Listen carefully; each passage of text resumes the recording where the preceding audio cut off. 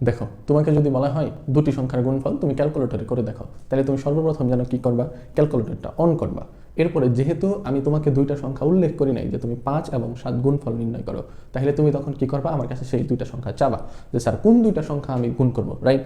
তখন আমি যদি তোমাকে বলি যে 10 আর 5 এই দুইটা সংখ্যার গুণফল করো, তাহলে তুমি যে আমার কাছ থেকে তখন চায় নিচ্ছ বা আমি যে তোমাকে যে মানটা দিচ্ছি এটাকে আমরা তখন কি বলবো, ইনপুট। তাহলে প্রথম স্টেপে আমরা কাজটা শুরু করলাম, অর্থাৎ অন করলাম।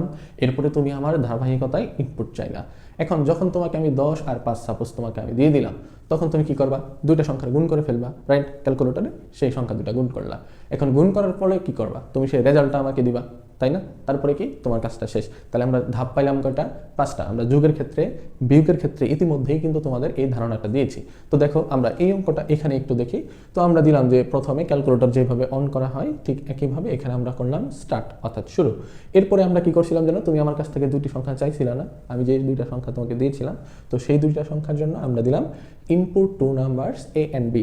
এ অ্যান্ড বি হলো একটা চলক, যে এ আমি যদি 10 দেই তাহলে বি এর মান হবে সেক্ষেত্রে 5। ওকে, তাহলে যখন আমি তোমাকে দুইটা সংখ্যা দিয়ে দিলাম তখন তোমার কাজকে ক্যালকুলেটরে তুমি গুণ করে ফেলছিলে না, এখানেও আমরা গুণ করবো যে ক্যালকুলেট দ্য মাল্টিপ্লিকেশন মূল ইকুয়াল এ স্টার বি। ওকে, তাহলে এখানে দেখো আমরা স্টার্ট, আমরা ডিম্বাকৃতির চিহ্ন দিলাম, ইনপুটের জন্য একটু বাঁকা চিহ্ন দিলাম, তারপরে প্রক্রিয়াকরণ চিহ্নের জন্য আমরা এরকম আয়তক্ষেত্রের মতো কিন্তু শেপ দিলাম। এখানে যা লিখতেছি ফ্লো চার্টেও কিন্তু তাই লিখতেছি।